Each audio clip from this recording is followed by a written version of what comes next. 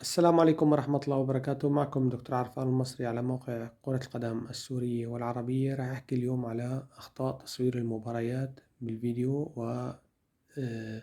وأخطاء مونتاج المباريات.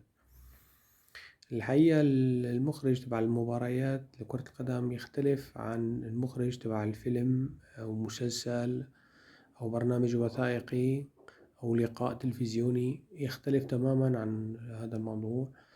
المخرج لازم ينتبه إذا في لقطات تكتيكية أو مراوغات أو خدعة تكتيكية اللي المفروض إنه يعيدها اللقطات هاي.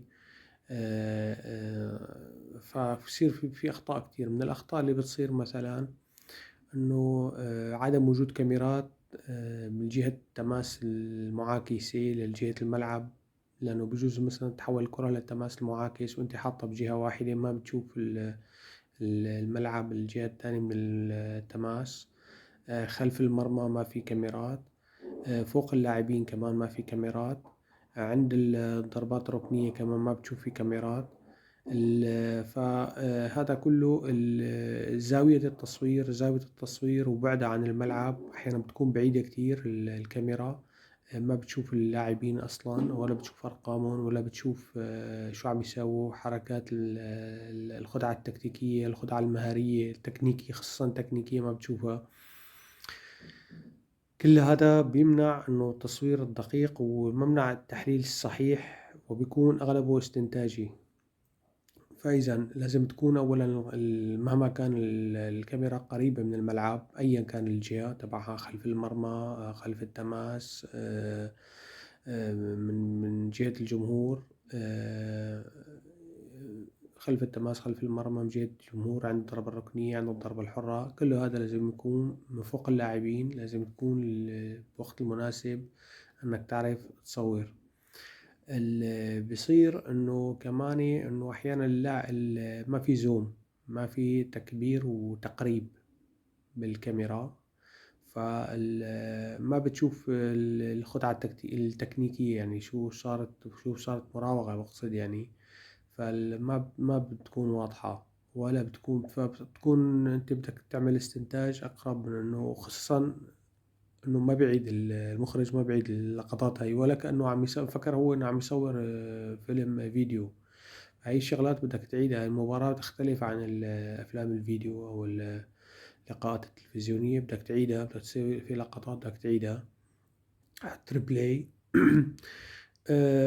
احيانا بيعمل زوم او بيصور الجمهور والمباراة شغالة. هي ما بيصير تصور الجمهور وانت المباراة شغالة. يعني خود اذا بدك تعمل تصور الجمهور، بده يكون مثلا في اوقات توقف اللاعب ممكن تصور الجمهور. يفضل بأوقات توقف اللاعب انك تعمل الريبلاي. كمان في اخطاء بتصير انه مثلا بيعمل زوم على لاعب، ما في مراوغة، ما في شيء، وبضيع الفرصة انه يشوف حركة اللاعبين بدون كرة، حركة اللاعبين بشكل عام، منظر الملعب، شكل الفريق، كله هذا بيغيب. فما في داعي تعمل زوم بوقت ما في داعي، ما في مراوغة يعني، او ما لاعب ما بيعمل مراوغات، ما في داعي مثلا تعمل زوم بهالحالة هي. فالمفروض انك تعمل زوم وقت تكون في مثلا مراوغة لاعب مشهور، مثلا في جملة تكتيكية، بدك تكون انت طبعا مصور كل الجهات، وفورا بتطلب المذيع لازم يطلب من المخرج انه يعيد هاللقطة هاي. فالمصور يعيد اللقطة. فهي كتير كتير بتصير بالملاعب.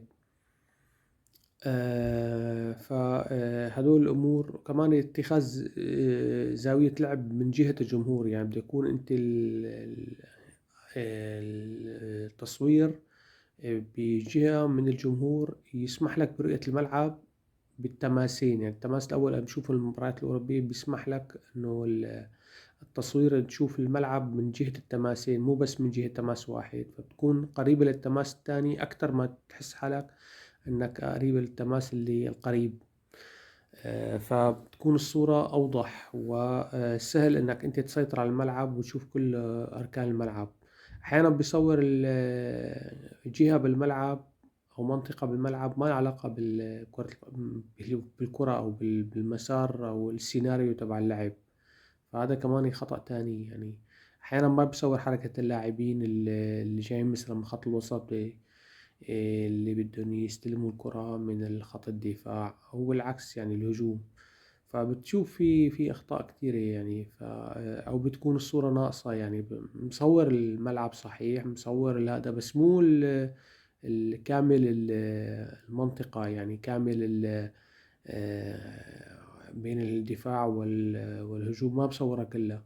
فبدها تكون الصورة كاملة وبوقت واحد مشان تعطي انطباع انك انت شفت الجملة التكتيكية قدرت تفهمها.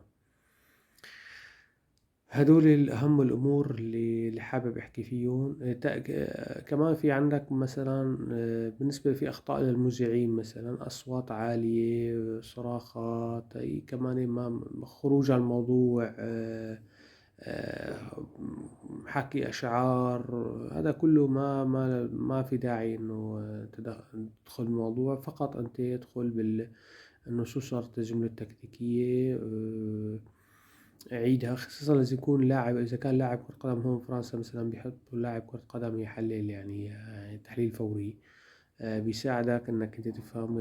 هو بيطلب من المصور إنه يعيد اللقطات المعينة مشان يشوف شو الخدعة المهارية اللي سواها اللاعب. مثل هون في واحد اسمه ليزرازو مثلا بيساعد المعلق باتخاذ المعلق طبعا بيقرأ كتب تدريب وبيشوف، بيقرأ، يعني ما عنده إنه والله بعيد عن عن الفورمة، بيقرأ طبعا إنه اختصاصه هي معلق مباريات، فلازم يكون عنده أساس، على الأقل أساس مثلا تدريبي أو أساس علمي بفهم المباريات. شكرا لكم كتير، إن شاء الله تكونوا استفدتوا، والسلام عليكم ورحمة الله وبركاته. بالأخير بدي أقول في ملاحظة نسيت أقولها. وقت مثلا أوقات توقف المباريات ممكن أنت تعيد مثلا سقط لاعب، إصابة لاعب، مشاجرة بين اللاعبين، ممكن أنت مثلا تعيد لقطات معينة بهالأوقات هاي، ولا تكرر، لا تكتر صور لقطات على الجمهور، لأنه يعني فيك بأول مباراة تحط على الجمهور مثلا، لكن مو بشكل انك انت بدك تصور الملعب يعني. فهي كتير بصير فيها كمان مشاكل، وتصوير بدون هدف يعني علمي. فعم تصور الملعب، ما في داعي تصور جمهور مثلا غير بأول مباراة، مثلا وقت الهدف ممكن تصور ثواني قليلة، أقل من يعني ثواني قليلة جدا، ما يكون بيأثر على إعادة اللقطة يعني للجملة التكتيكية اللي أدت له، أو الجملة التكتيكية للمهاجم اللي أدت لدخول الهدف، المهاجم أو المدافع أو خط الوسط اللي أدت دخول الهدف. شكرا لكم كثير، إن شاء الله تكونوا استفدتوا، والسلام عليكم ورحمة الله وبركاته.